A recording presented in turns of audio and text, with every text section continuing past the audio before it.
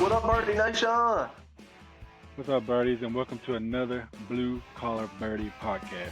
You know, this is the one where the drives are all slices or hooks, but we always give it to you straight, right?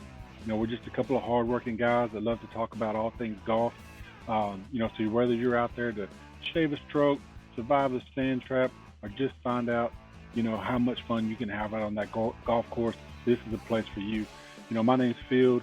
Alongside me, as always, is my sister from the same Mister and co-host Coty. And today we're going to discuss something we probably all should really think about and work on while we're out there, and that's course management.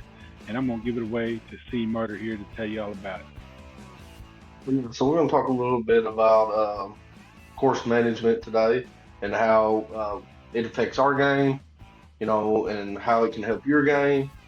Yep. And also, if you haven't checked out our last episode, uh, always do that. That way you can kind of go along with us in this journey. So if you haven't listened to this one, go check the last one out. Yeah, definitely check out the last one, man. It was a lot of fun. A lot of good insight and tips on different things for one. What was the first one? Balling on a budget that we did. It was a great one.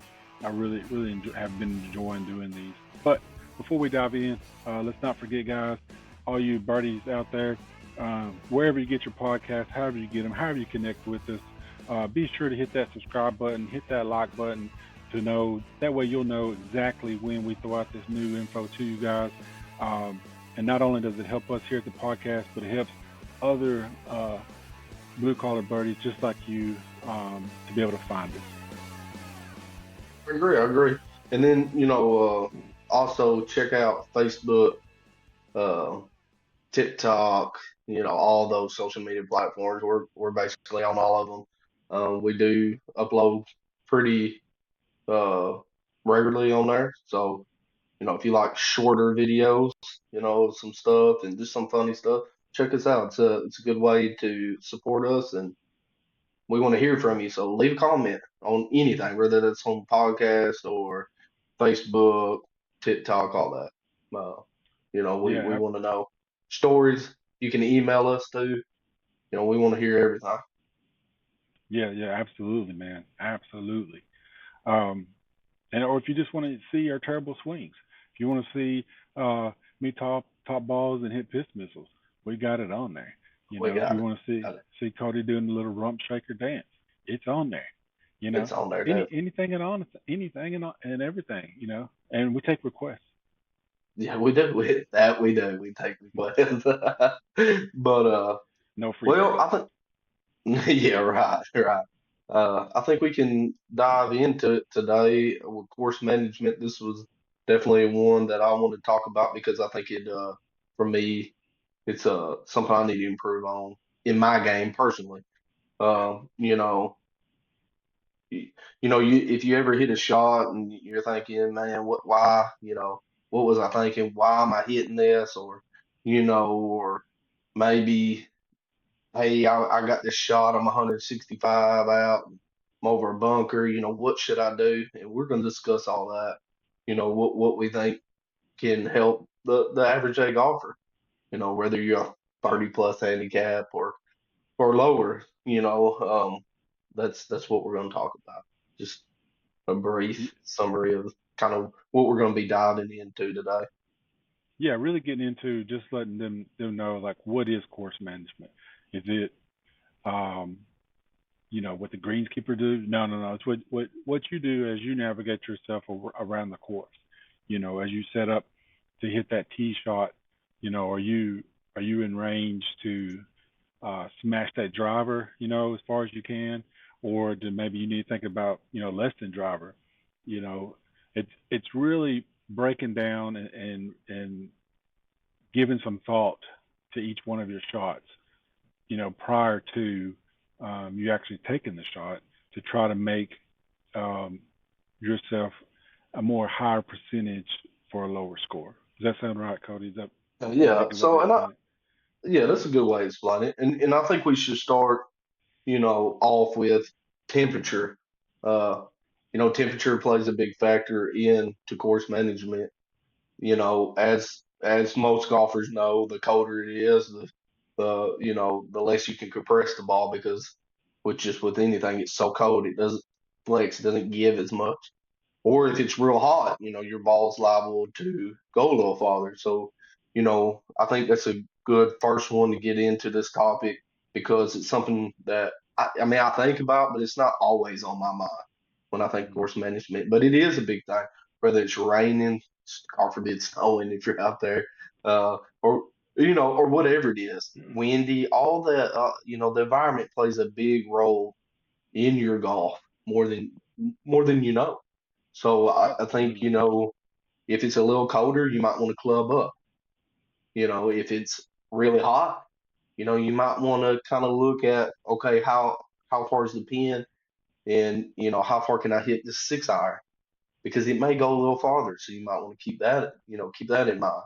Or if Yeah. if it's raining, if there's a lot of water on the ball, it's not going to spin as much, so it's going to go farther. So, I think all that plays a big role in choosing what you need to do in the shot you take. Yeah, absolutely. Yeah, club selection I think is definitely dependent on your environment.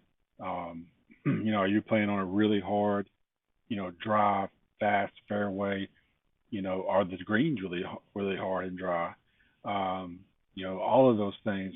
You know, and one of the things that I've noticed, whether I'm playing alone or with you or whoever, is that the more time I take pre-shot, now not like time like I'm actually standing over the ball like just practice swinging or whatever, but like finding my distance, and actually kind of going through the scenarios.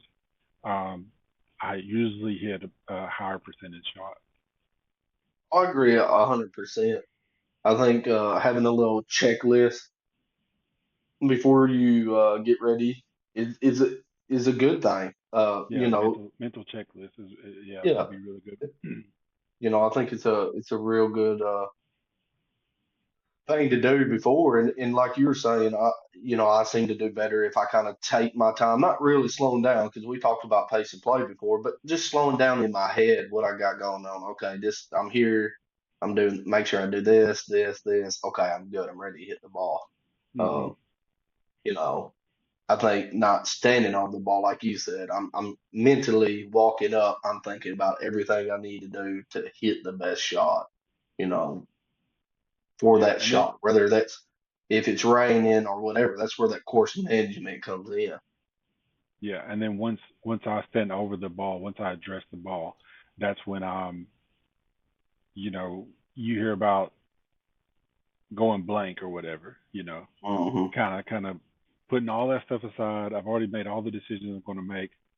Now it's just time to hit the ball, and Oh, I agree. I think Yeah. that really helps you out. Um, so it's risk versus reward. Should you, we talk about this, like, don't be a wuss, man. Get up there, club up and hit the, go for the green. And I don't know, sometimes that's the way to do it. Club up and just go for the green. And I think it just depends on the day, depends on Off why you're game. playing. Yeah, yeah. Am I just playing for fun, or am I, want to make sure that I make Cody feel bad when we get to the end of 18 because I skunked him so bad. It just depends on the day, on the risk Well, versus reward. and I think, and this is something we need to address. If you're just out there having fun and you're not, I mean, you're keeping up with score, but it's not a big thing, then I think, hey man, hit the hero shot. You have that story you can tell your buddy, like, hey man, I hit this 3 wood out in the rough, and man, I curved it around the damn tree, and there it went.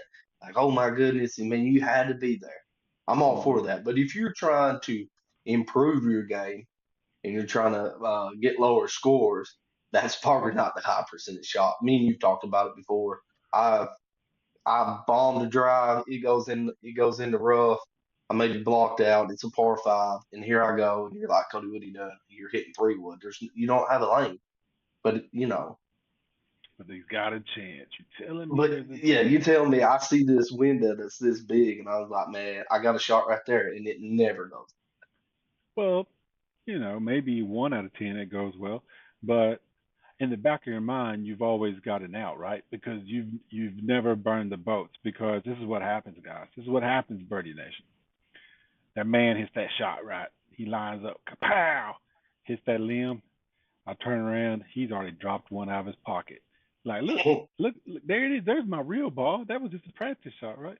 Yeah, So, breakfast ball, but breakfast you, ball. yeah, you've always got an extra shot in your pocket, right? So you good, Always got an extra one, yeah, which is fine, especially when But you play those top flights like I do. yeah, you can get a whole box of them for like $10. The more power to Can't you, beat bro. that. More power. But yeah, no, I'm just saying, like for me, if I was in the rough, realistically, I probably should have hit a 6 iron or a lower iron than that, whatever you have room for, put it back in the fairway, and then readjust my game from there. Forget that last shot. Okay, I had a bad tee shot. I'm back in the fairway. It's a par five. I need to get this next shot on the green.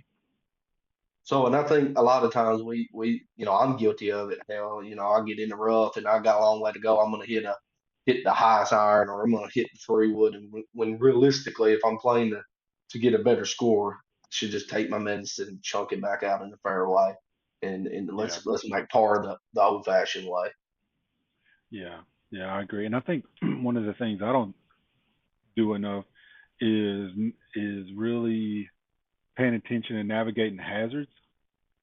Ooh, yeah. Um, whether it be water or sand or like you were talking about the rough or that group of trees over there, like really strategizing and making good ways to avoid and minimize the trouble that you can get into with some of those hazards. I agree. And that's something that's unless you play the course a lot, or do you have 18 birdies or something where it shows some of that, you may just not know. And if you don't know, then you don't know. But if it's a course you play a lot, that is, you kind of want to get away from those wet areas and give a chance to have a better opportunity. Because let's say you do hit it in water in the fairway, and okay, well, it's ground under repair, so you can move your ball. You're not going to get away from the muddy slop that is right there. It's going to be muddy. So maybe I needed to hit it 5 more feet to the left, and I wouldn't have had to, worry about it. So those are, and that's course management. If you're going out and it rained a lot before you go, that is something to consider. Yeah, we've ran into that. You probably behoove yourself to go out, to the practice range and really take some wedge shots. Maybe take a full, few iron shots at the very least. Especially like with us, where we're used to playing on some pretty hard fairways, and you go somewhere and Mhm. it's really sloppy, and you're going to be chipping and stuff, and a lot of that stuff. Really kind of learn that hey, you ain't gonna have that really hard bounce off the bottom Bounce, like yeah. you normally do. Because that sucker's gonna dig in, and you're probably gonna end up chunking it. So, yeah, really, really kind of look at that. But yeah, I think getting into that part of it, shot planning, and what I mean by shot planning is not only that the shot that I'm going to hit, but I'm hitting this shot to set myself up for this shot, whether it be the Right. putt, whether it be the chip, wherever I'm at on the course. Guys that play pool all the time, they especially play like 9 ball. You're not only are you trying to get that ball into the hole, but you're also looking at the next number up, right?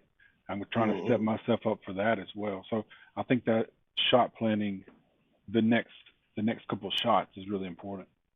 I agree. I agree with you, and I think with that, one good thing you can do, in this go course management is know the course you're playing and visualize yourself playing that course maybe a day before if you're really trying to have a good round.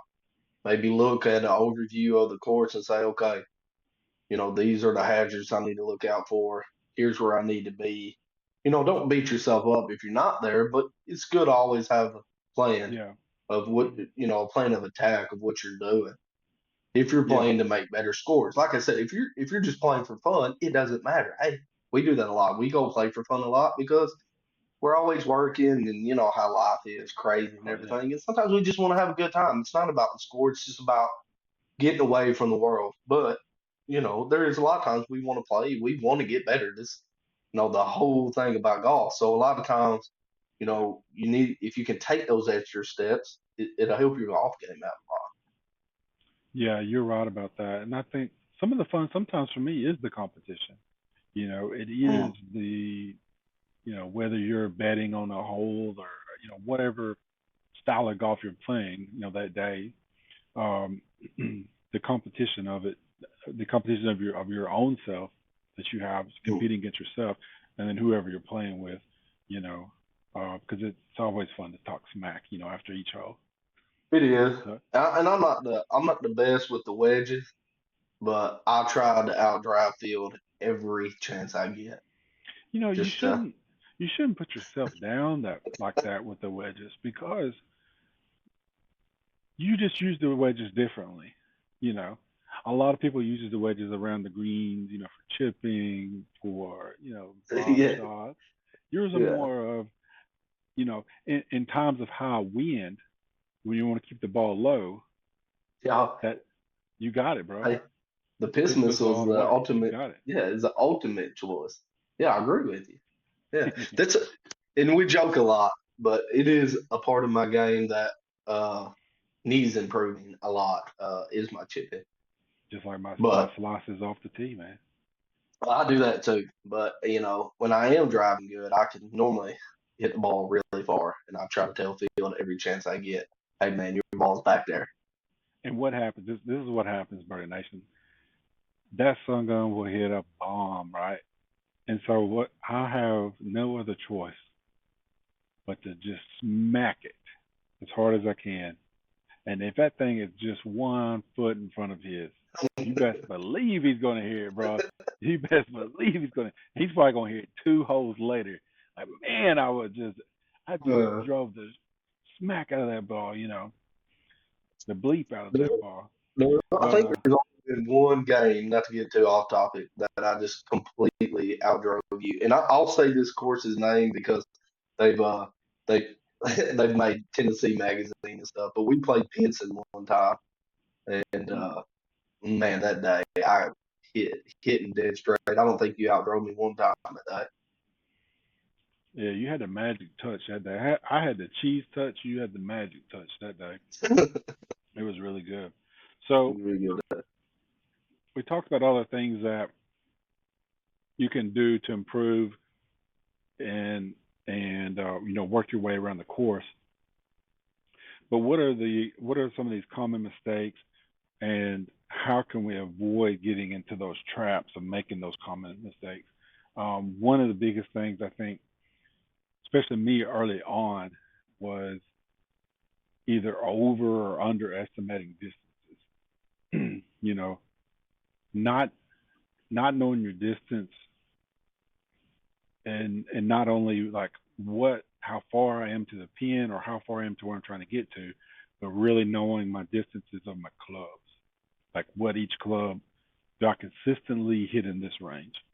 Does that make sense, Cody? What I'm trying to say? So yeah, so I mean, all you're alluding to or referring to is when you first started out, you really didn't know how far your 9 iron, 8 iron went. Like No you have idea. an idea, but you had no idea. So what you're saying is, okay, I have a problem seeing how far I am, but club wise, I didn't know either. So you may have said you may think, okay, I'm 150, but you were only 130, so now you're Yeah. taking too much club and you're hitting it. And I think that just comes with time, just being able to play a little bit more.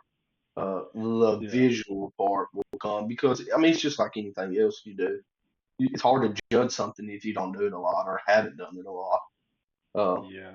Especially it, with knowing what your distances are, like you really need to have some time to either, if you're fortunate enough to have a big field in your backyard to hit balls, or if you get, you got a range nearby that you can sneak off to a lot, and really dialing in, like, hey, I can hit this 7 iron, a buck 60, and I know that my pitching wedge will go, 130 or something. Just knowing those distances. Then when you get to the course, and you range something, or we talked about in one of our podcasts about how some of the courses will have markers to kind of give you an idea, where you're at on the course and how far you are from Uh, the pin. That really well, that really helps out. and I think with today's day and age is, I would be more than happy to say 95% of people have cell phones, smartphones. Oh yeah, So if you don't want to buy a rangefinder, I suggest like 18 Birdies, it's free, or any of those apps that are free. A lot of them are free. Of course, you'll get like with the premium version, you can get range contours and stuff. But if you're just needing it for how far do I got to the hole to give you a rough idea, because I don't know how exact that is, you know, to your pin, but it gives you a rough idea. That's a good way if you don't want to get a rangefinder. But I'm telling you, it, not to get too off topic because we are talking about course management. I can see where having a rangefinder is part of that. They do make cheaper rangefinders that I promise you are just as good as the Bushnells and stuff. And most yeah. They're gonna players get like you us, in. They're gonna get you in the range that you couple need to be. yeah, couple yards, yeah, and that's what I was saying. If it's a yard off, that doesn't really matter. Let's be honest, most of us are not that good. That a yard's going to make a difference. You just need to know within a couple yards how far you got. Yeah, and for us, I mean, really, once we're inside of 100 yards, I know for me, I'm pulling out, my big wedge. I'm pulling out the 60. It, we're talking about those distances between, a couple hundred yards to 50 yards from the pin. That that those rangefinders really help out, or like you were talking about the apps like the 18 Birdies. Garmin has their golf app. If you have a Garmin watch, like all those things can really, really be helpful. And you don't have to, add a lot of more expense to your, already, expensively Expensive going habit. golf game. Yeah, yeah. Well, and two, not to cut you off, too, if you do have an Apple Watch or Samsung Watch or whatever, those 18 birdies and all that, if you don't want to lug your phone around, you can pull it up on your watch. So Yep, then you're not constantly looking at your phone. Like it'll show you the yardage. The Garmin's the same way. yep, yep. Um, I yeah. think I think So ignoring or overestimating, underestimating distances, or your skills, thinking you're a lot better than you are, mhm. can really mess you up. And then, like you had talked about earlier, if you're ignoring the course conditions, what's the weather been like the last week? Um, those things can really hurt you. The other thing is, and you kind of mentioned it before, is really just kind of recon the golf course the night before. Take a look at No, some course notes. and Review. I would say with that not to cut you off, that recon, knowing your game helps. So if you're looking and you're a slicer of the ball to the right, you might want to look at stuff like that. Knowing your game, what are your strengths, and how you can use your strengths to that golf course when you're kind of planning. I think Yep. is a big deal. Don't just look at the course and say, "Oh man, it's a nice course." Like, okay, I realistically know that I'm a slicer. Okay, is it more open on the right on this hole, or is it more open on the left? Is this a real long par five? Am I going to have to get everything? Make a mental note of that. I wouldn't go so far as write stuff down, but you just store it in your brain for a rainy day when you get out there and really know what's going on. Yep. Yeah. Yeah. All those things really, really help. Um. So, but yeah, those are some great, you know, kind of common scenarios that you run into. There's, I have this natural slice, or I have this natural hook, and this is a dog leg, or I've got a water hazard up ahead of me, um, which Them for water me, houses. I don't know what it's like a freaking tractor beam. If I see water, I don't, that's where my ball's gonna go. 100%, 50 feet in front of me. going in the water, right? Like Yeah, I mean, when we play over Jackson National, right? There's a little par three with the pond in between. It's like 100 yards, maybe. Maybe 100 yard shot. It's just a little bloop shot. How many balls do we put in that pond? hey, a bunch. For the people in West Tennessee, if you ain't played Jackson National, we've tried to kind of keep some courses, not for saying them because one, we're not sponsored, and two, we don't want them coming after us. But it is a nice course to go play in West Tennessee. Uh, Yeah, no, we ain't got nothing. I'm not talking bad of them. I think it's a lovely course, and they keep adding to it, keep making it better. a But you're right, non-paid that course, man. yeah, non-pay. I promise y'all, we don't get no money from this. We are just average Joes. They don't even know our names up there. Been up there several times. Um, I do think it's a mental thing. Going back to course management, that whole mentally messes with you because one, it's really short, and two, the water's there. You're like, all I got to do is make it over the water, and you get so focused on the water that you're not paying attention to Yeah, how deep your club or how shallow your club is. You're just so concerned with the water that you lose it. yeah. If that would have been no pond there, you'd hit it every time because it's a that short. I mean, it's just a short shot, but the water makes it It's seem such worse than it is. it's such a mental game. Like once it gets, and there's certain holes, like some of these courses that we play a lot, where I've struggled on certain holes. Why they're like, and there's no rhyme or reason why I shouldn't do good on this hole. It's just I, I've had failures in the past, and I'm like, you know, what is it? The one in mile and number 16. Is that the par five that goes over the two ditches? Like I struggle Yeah, with that one just because of the layout, and it looks more daunting than it really is. But it's just getting over that hump of you know you just going out there and hitting it. and you're talking about Milan. Milan number two is an interesting hole because it is 95% of the time it is a reachable hole, but there's like this trees that come, and then you got this like little opening over here, Yeah, and you either gotta hit a high drive up over them trees, or you're gonna have to hit like a three wood. And me, and you've talked about this, and we've 100 times, but we never do it. But we don't do it consistently. But hitting three wood, something low burner, and get it through them trees. Where a lot of times we're like, I can hit driver up over it, and I don't know. I've maybe hit driver through there once or twice, yeah, and that goes back to course management. We should yeah, really just hit a three wood, something that's maybe 200 yards, just get past the trees, and then it leaves you a better shot. So I was trying to hit a driver, and then it hits a tree, then it comes back, and then now you're hitting three wood anyway because you're so far now, and you got to keep it low. That if you would have just hit three wood to begin with, yep. besides hitting the hero shot, what should have been a par is now a triple, and you're like, oh Man, man.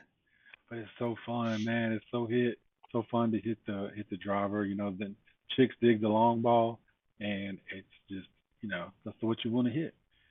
But yeah, But we're not totally all understand Bryson that. DeChambeau either. They can hit it. But it's fun, man. Just like when you shooting hoops and you go Kobe, like that's why you do it. All right, that's Yeah, why you do it because right. you enjoy it. Um, but yeah, and I think going along with that, not only being realistic about where you're at, your distances and everything, and you, especially starting out, like maybe be realistic on the tee box. Maybe you don't need to play from the tips. Maybe you should move it on up a little bit. And then, as you're halfway through the course and you're making the turn and, all your buddies are having fun and, you're plus 20 because you decided to play from the tips and, it's a bad day. And now you spent all this money and you're mad and it's just, I go out agree. there and have fun. None of us are making money out of it. We're spending money. So, I think you should let your ego down and just go out there and have some fun. And I agree with you 100%. I think Bryson talked about it one time. Uh, that and Tigers talked about just moving up to the tee box, moving up to the kids tees, and play from there until you can shoot par. Yeah, And then once you can shoot par from that distance, then you move back, learn how to yeah, score. Learn how to score, and I believe that. But I think will shock you some. I think it's just as hard to go to that front tee box as it is that back. it is. I really do. I mean, It's look an at ego Bryson thing. trying to It's an shoot ego 50 thing. from the front. You would have thought, hey man, that's easy, but it's not. It's not that easy. No, no, it's not. But I mean, we like the big drives. You know, I like big putts, and I cannot lie. All the all the little puns, man. You know. Well, Cody, what else is there any? I mean, I think we've hit a lot of the highlights of course management. I think the biggest thing is just um, to just think about your shot. Just don't run up there. Oh, I think this is a 7 iron, and it's straight to the pin. And I hit it this way, and I just don't think that that's going to be your best way to navigate around the course. I agree. Think it that way. I, I agree with you 100%. I think this is for the most, for most golfers, the average golfer, this is really a good place to gain some strokes. Is really knowing your course management, knowing your game, picking the higher percentage Hmm. shots. I think honestly, if I were to do it, I could shave probably 4 or 5 strokes easy off my game every time. Yeah, yeah, absolutely. Um, there's three ways you can improve your golf game, right? One is what everybody would say is practice, practice, practice, practice. Two, if you've got the money, if you've got the time, take lessons, get a coach, take lessons, and then of course number three is just start cheating. Exactly. That would be what I would want to do. Cheat. Go buy them balls that fly straighter. The Polaris. The players get them. Let's truck bump everything. When people are not looking, throw your ball out of the sand. Whatever you gotta do. Well, man, I tell you, some of these guys' greatest golf handicap is the ability to add correctly. Some of these Yeah. guys, man, I'll be asking Cody, but what'd you have? Oh man, put me down for a bogey. I'm like, man, we all saw you Hey, triple putt that thing, bro. it doesn't matter. It doesn't matter. Hey, you gotta get you can get strokes however you can. You know what I'm saying?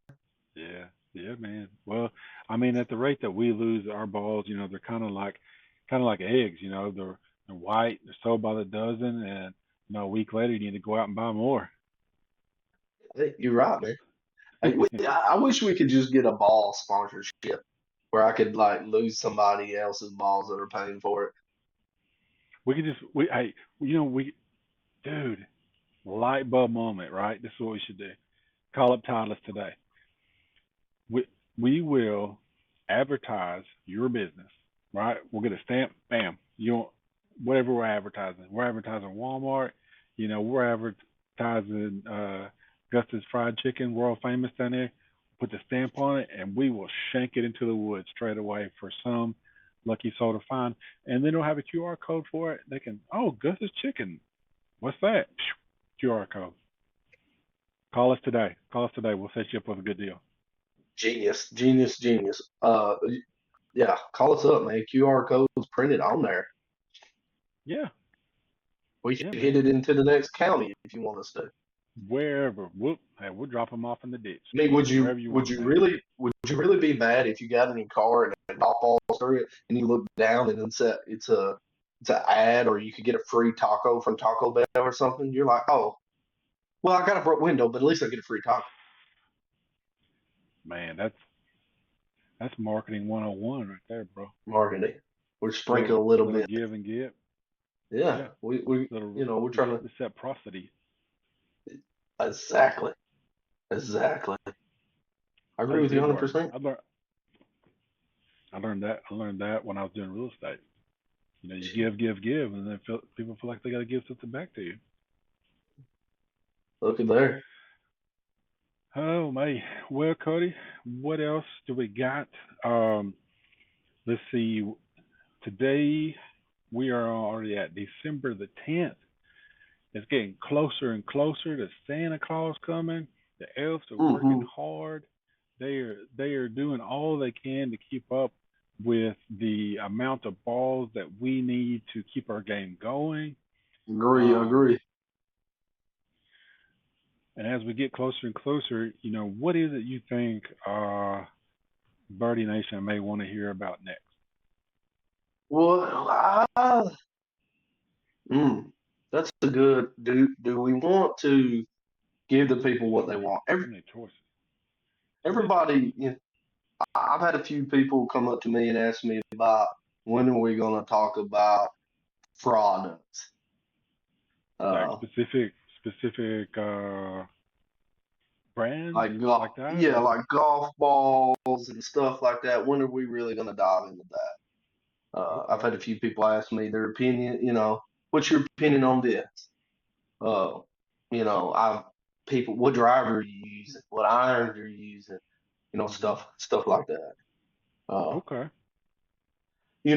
but we wanted to, get these out first because these are things I think can help the average golfer. yeah, Realistically, getting and it. us. If you got I to mean, take, that's us, right? yeah, These are right, things that I should, definitely take my own advice and try to improve my game. um, but yeah, we could definitely do, whether it be, some equipment. We could do, we could do ball reviews, golf ball reviews. Something that you don't never really hear about, but I feel like is really important, and it's a very integral part of your game. And except for, well, you leave yours on when you're putting, but most people take them off. Is golf gloves like yeah, yeah, and then the type of materials that most of these gloves are made out of, real soft leather, stuff like that. But there's such a difference between what I would, I guess, consider a premium glove versus, more of a pleather type glove. yeah.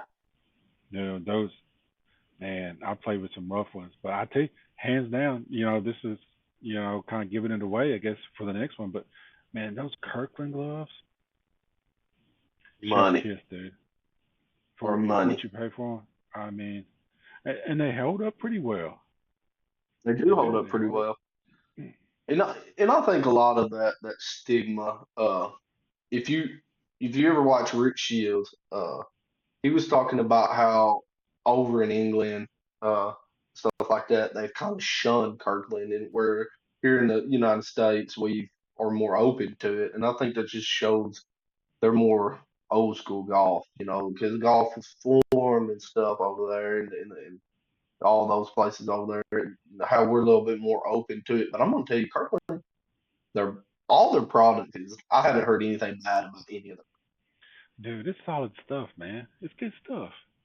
and even Um, even their driver looks good. yeah, I mean, visually, my personal preference. I love the Kirkland golf balls. Um, I have got a few batches to where the covers aren't as durable. You if you're lucky enough to not lose one, say through 9 holes, and you're having to take some pretty good wedge shots with them, they're probably gonna have some cuts on them. But off the tee, off the fairway, the spin around the greens. All in all, man, they're a solid three-piece ball. Like it's a solid ball. and I think you can't get caught up in the excellent marketing of these top brands companies because that's what it is. Oh, The that's what you're marketing paying. for That's what you're paying for. so don't get too involved in all that marketing and really look at what you're getting for the money. And I think that's Yeah. Kirkland. has done a good job at saying, hey, we're not going to market the hell out of this stuff, just oversaturate it, Yeah. but we're going to try to let the product speak for itself and for the amount of money. I mean, you can buy like 2 dozen Kirklands for like $30 or Maybe. 28 bucks, Yeah, I don't know. 28 bucks. Maybe cheaper than It's that. Couple of bucks a ball. Maybe. yeah, I don't know. and 2 dozen. I mean, a box of Pro V1s is $60. I mean, you're talking $7 a ball, and really, are they? I mean, is it? I don't think they're that much better than the Kirkland ball. You know what's crazy is like how much those balls have went up in the last few years. Like even since When we've we been first, playing, yeah, they were when we like first they were started, below Pro V's $40. were like $4 a ball or something. Yeah, it was They've like like 30 something dollars for a dozen. Not no more. doubled, man. Not no more, But man. clubs went up. Think about when we first started, you get a new driver for 400, 400. Well, it's just supply and demand. It's simple as that. Supply and demand. Oh, COVID COVID COVID, made man. golf explode, especially in the amateur world, because we had nothing else to do but go out and hit balls, and it was something you could spread out, whatever they wanted you to do at the time, and go play, and it just dudes like us fell in love with it. I mean, it was like right in that time frame, when we We, really went after it. yeah, we really went after it, but we were playing before COVID. I tell you what else. COVID really boomed two sports, golf and fishing, and they have Yeah, tripled in price. yeah, I mean, yeah. bass fishing's more expensive than it's ever been because everybody decided to do it because it's the only way you could do something and not be right on top of people was golf and fish. So everybody got into it. And now you've Yep, got this surge of stuff. yep. I mean, I seen a statistic the other day where it was like there's like forget how many new golfers a year, like 20,000 or more than that. It was unreal. It's like how many hundreds of thousands of new golfers every year that wasn't buying product last year. Yeah, I mean, the game is just going crazy right now, and it's like you said, supply and demand. The more people that are playing that want the product, the higher it's going to be, yeah. and And that's it's why you're just seeing drivers at $700. everybody kept everybody keeps spending the money. So a little bit of current events for you. Did you see where the the Texan done it again at the Man, Hero World Challenge? what a what a what a guy! Dude, in round on Sunday he was -9. He was -25 for the tournament. That's just It's unreal. it's so crazy how good and golf needed it. With Tiger kind of out of the spotlight, they needed another guy that's can make a run, and So he's what putting up Tiger he like ended up numbers. yeah, he ended up like I think with like nine total wins maybe for the year. Nine, yeah, that's right. Just Just think about that, dude that dude. He won the Masters and he won the Olympics in the same year, dude. just unreal. The closest guy to him was Tom Kim at 19. So 6 shots back was number 2, right? Justin Thomas And had a pretty good night. Man, let me tell you, this dude right here, this is a dude. I really enjoyed watching him. So he's Thigala, man. mhm, He ended up eighth. He was +2 for the final round, but ended up -10 for the tournament. Him and Akshay, Akshay Bhatia. I mhm. really enjoyed watching those guys. He ended up fourth, right behind Justin Thomas at -15. Um, just 22 years old, Bhatia is. Yeah, I mean he's good, dude. And I think he's then done some YouTube too, done he? I think so. And then Thigala, he's just 27 himself. So, yeah, there's still a lot of youth, a lot of like fun guys, that are coming up. I'm really excited for the spring to watch them. I want to see some of these guys come up and challenge Scheffler. You've seen some of that. You talked about Tiger. You've seen some of that. You would see uh, you would see Mickelson, of course, him and Field going back and forth. John Daly, early in Tiger's career. in his early, You yeah, know, Bubba Watson. uh, Watson, man. Dude, Yeah. Bubba's got the most pure swing, especially with that little what do they call them hats? Like what Kirby Smart wears and Steve Spurrier. Not Oh that. yeah, It's visor. not a. Yeah, visor. That's what I'm trying to think of. Yeah, with the visor. Those are sweet, dude. Not really Yeah, and big. I think the golf game is getting better. I think the competition, although we're seeing people like Scotty run off with it, I think eventually the competition is going to be a little bit more even because this new age of golfers coming up, and golf has become such a big thing now. Yeah, they're just all elevating their own selves, and I mean, and Hmm. thanks to Tiger and those guys that in the '90s really making it explode. Really just Tiger. I mean, he he was young, Yeah, and then all the young people really got to where they was watching it was on TV more. The purses got just kept growing and growing and growing to where like now this Hero Challenge was like 5 mil. You know, I seen something. I forget what the amount was. Like how much Scotty made last year or this past year in winnings. Just unreal. Um, but anyway, so that's kind of it for current events for this one.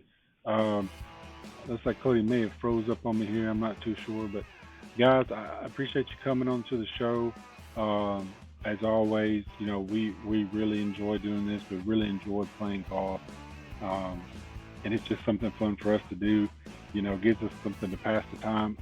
But with that, we hope that we can be entertaining. We hope that we can, give you a few tips and tricks, to help you kind of get around the golf course and have the most fun that you can have. Um, so as always, if you enjoy it, please, please, please, however you get the content from us, like and subscribe, and tell us how we can do better, or if you think it's perfect, way to go, give us a shout out for that too. Um, we really, really, really, really do appreciate it. Cody, you got anything to close it out with? oh no, man. Just appreciate everybody. We like you said, we really enjoy doing this. Um, and it kind of helps us with our golf game and everything else. Um, just thank y'all so much for letting us kind of be out here on this platform, kind of telling you what we think, and hopefully, we can be entertaining and keep bringing stuff to it, and then hopefully we'll see you next week for the next episode. Sounds good, man. Sounds good. Hopefully, we'll have a little decent weather coming up, at least just decent enough for us to go out and swing some. Maybe take a few videos for you guys uh, to look at and clown on us for. Um, but Yep. again, thank you so much, and we hope to be right back here in another week, right here on Blue Collar Birdie Nation, guys. Thank you again. Until next time, peace, guys.